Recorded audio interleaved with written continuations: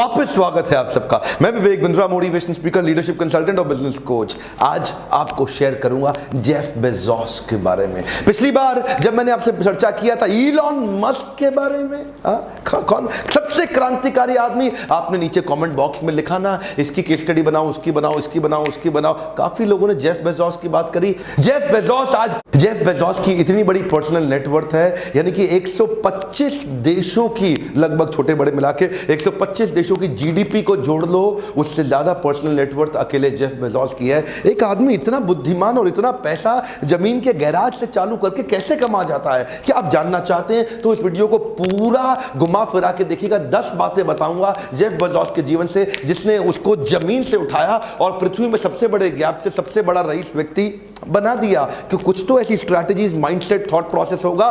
पूरा वीडियो देखिए। Actually Jeff Bezos timely अच्छे प्रोडक्ट बिल्ड करते चले गए, नई नई कंपनी खरीदते चले गए, कुछ कंपनीज में अपना पर्सनल पैसा इन्वेस्ट करते चले गए, जिससे उनकी नेटवर्क भी बढ़ती चली गई। कुछ कंपनी जिन्होंने उसमें पैसा इन्वेस्ट किया उनमें से कौन सी है? गूगल, और है Uber, business insider, Twitter, Workday, Grail और लुकआउट। और अमेजॉन ने इन्वेस्टमेंट किया homegrocer.com, बैंक बाजार, easybar.com, wine.com। कुछ वो कंपनी जो अमेजॉन ने खरीद ली वो है Whole Food, Twitch, Audible, Zappos, IMDb, Washington Post, ये अखबार है सबसे पॉपुलर यूएस का, और गुडरीड्स। ऐसा सब करते हुए अमेजॉन का जो मार्केट कैपिटलाइजेशन यानी कि मार्केट वैल्यूएशन वो सबसे बड़ी कंपनी में हो गया पृथ्वी में, यानी कि दूसरी सबसे बड़ी मार्केट वैल्यूएशन साइज से कंपनी बन गई है। World number 2, $763 billion. और कैपिटलाइजेशन के लिहाज से, वैल्यूएशन के लिहाज से नंबर 1 कंपनी पृथ्वी पे एप्पल है, $910 बिलियन। देखिए इनोवेशन का बहुत बड़ा रोल है। यही कारण है कि ये एप्पल, गूगल, अमेजॉन पूरी दुनिया पे छा गए हैं।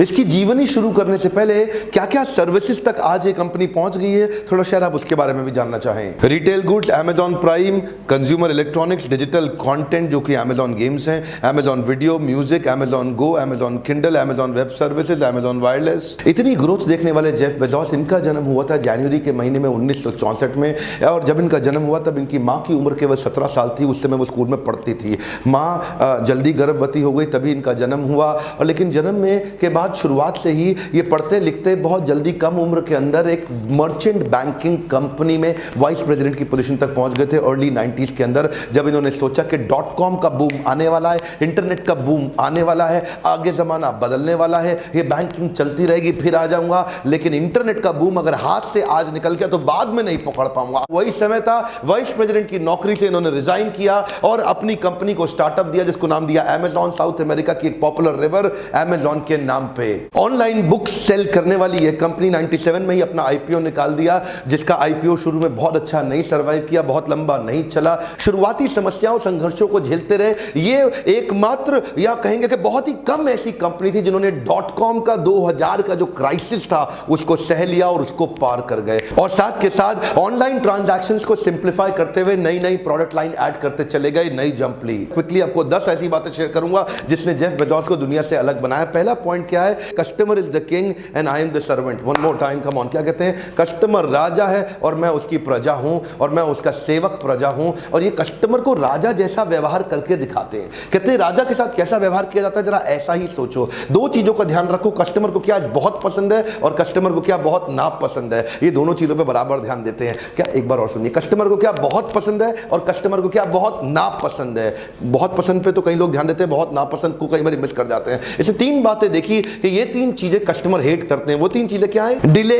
डिफेक्ट और आउट ऑफ स्टॉक। क्या बोले कस्टमर को लेट माल पहुंचे उसको जमता नहीं है, खराब माल पहुंचे उसको जमता नहीं है, और आउट ऑफ स्टॉक हो गया, माल है ही नहीं, उसको जमता नहीं है। कस्टमर का अटेंशन स्पैन कम है। 0.1% अगर डिले किया वेबसाइट का लोड होना तो 1% कस्टमर हाथ से निकल जाएगा। एक बार और पकड़िए, सुनिए क्या कर रहे हैं। अगर वेबसाइट 0.1% डिले हुआ तो 1% कस्टमर हाथ से निकल जाएगा। अगर वेबसाइट लोड होने में 1% डिले किया तो 10% कस्टमर हाथ से निकल जाएगा। अगर वेबसाइट लोड होने में 10 सेकंड डिले किया तो 100 का 100% कस्टमर हाथ से निकल जाएगा। ये बड़ा ध्यान रखते थे कि कस्टमर को क्या पसंद है और क्या नापसंद है। दूसरा पॉइंट है expect more from his employees. देखिए अपने एम्प्लॉइज से बहुत एक्सपेक्ट करते हैं, और जब बहुत एक्सपेक्ट करते हैं, बहुत डांटते हैं, बहुत काम कराते हैं तो उसके बाद माफी भी नहीं मांगते हैं। थोड़े अलग ही व्यक्ति हैं। क्या कहते हैं? मेरे 5 लाख एम्प्लॉय हैं, ये मेरे 16 करोड़ कस्टमर का ध्यान रखने के लिए है, क्योंकि हम प्रजा हैं, कस्टमर राजा है। आज ये दुनिया में सेम डे डिलीवरी को लेकर फेमस हो गए। एक बार और, कम ऑन,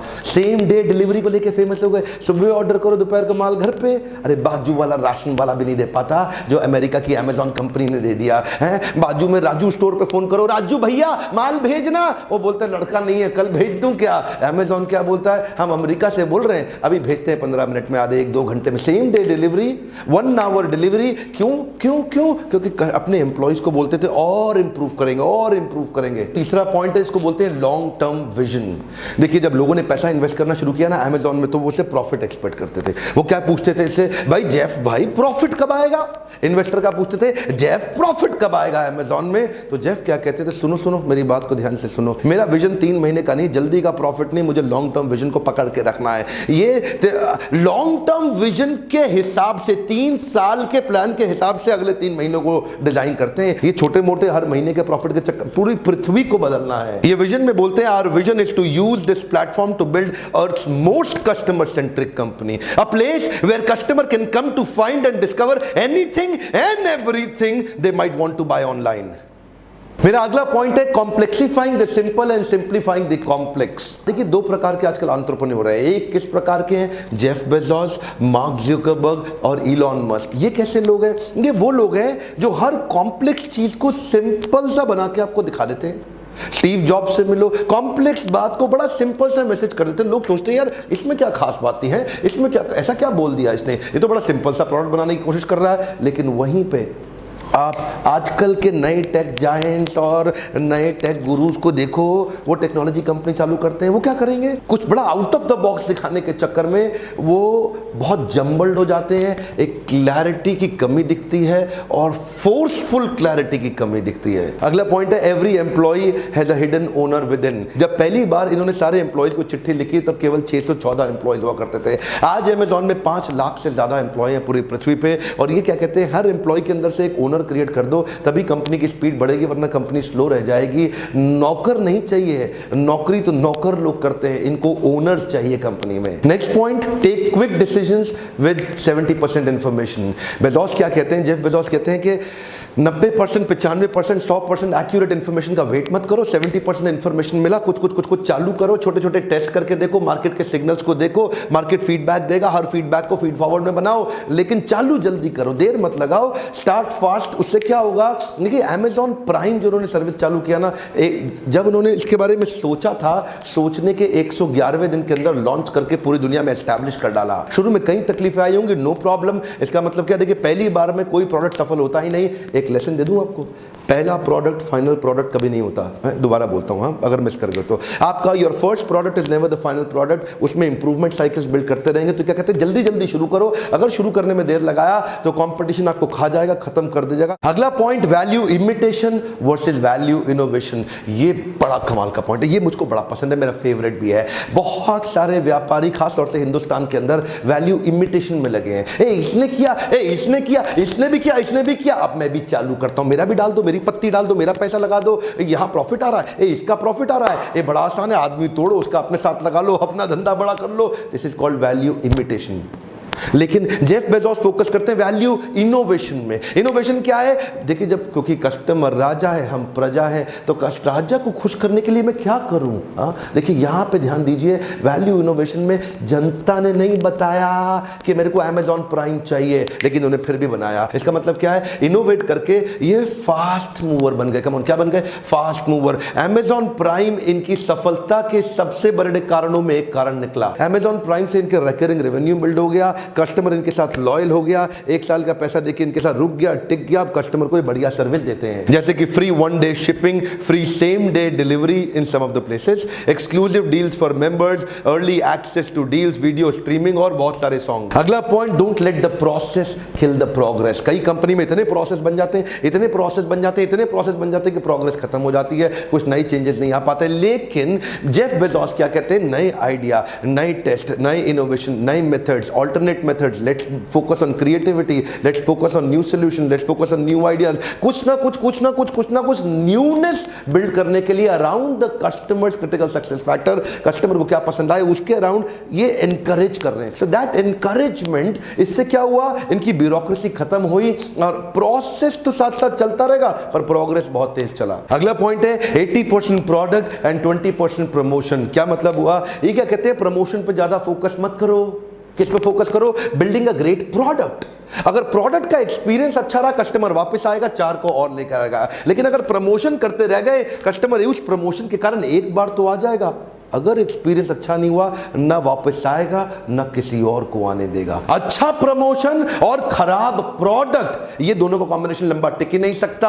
अच्छा प्रोडक्ट और कमजोर प्रमोशन, कोई बात नहीं, थोड़ा टाइम लगेगा लेकिन बहुत जल्दी दुनिया भर में फैल जाएगा। और 10वां point, master of failures. Master of failures का मतलब क्या है, इन्होंने मास्टरी कर ली फेल करने में। ये क्या कहते हैं, अच्छा प्रोडक्ट बना के सो जाओ, खतरनाक है, खराब प्रोडक्ट बना के सो जाओ, वो और भी ज्यादा खतरनाक है। बड़ा सिंपल है, ये क्या कहते हैं, कोर्स करेक्शन। कम ऑन, क्या कहते हैं, कोर्स करेक्शन। टेस्ट करते जाओ और छोटे छोटे फेलियर का रास्ते में कोर्स करेक्शन करते जाओ। इसको क्या बोलते हैं, मास्टर ऑफ फेलियर। हो भाई, और फेल हो जाओ, और फेल हो जाओ, लेकिन साथ साथ कोर्स करेक्शन करेंगे, इमीडिएट साथ के करेंगे। ऐसा नहीं है कि फेल हो गए तो बैठ जाओ, हाँ जी फेल हो गए, नहीं नहीं नहीं, साथ साथ साथ साथ कोर्स करेक्शन। अगली कौन सी पर्सनालिटी के बारे में आप अगला केस स्टडी देखना चाहेंगे। इलॉन मस्क का जब बनाया था आपने जेफ बेजोस का नाम लिखा, अब जेफ बेजोस का बनाया, अगला नाम आप किसका लिखना चाहेंगे, जिसका पे सबसे ज्यादा वोट, सबसे ज्यादा पॉपुलर नाम होंगे, उन्हीं की मैं अगली केस स्टडी आपके साथ बनाना चाहूंगा। लाइक करिए अगर इस प्रकार के वीडियोस आपको पसंद आते हो, सब्सक्राइब आजू बाजू सबसे करा लीजिए और बेल आइकॉन को हिट करना नहीं मिस करना है। और एक बात, वीडियो उन सबको शेयर करिए जिनको इंस्पिरेशन आ सके। देश में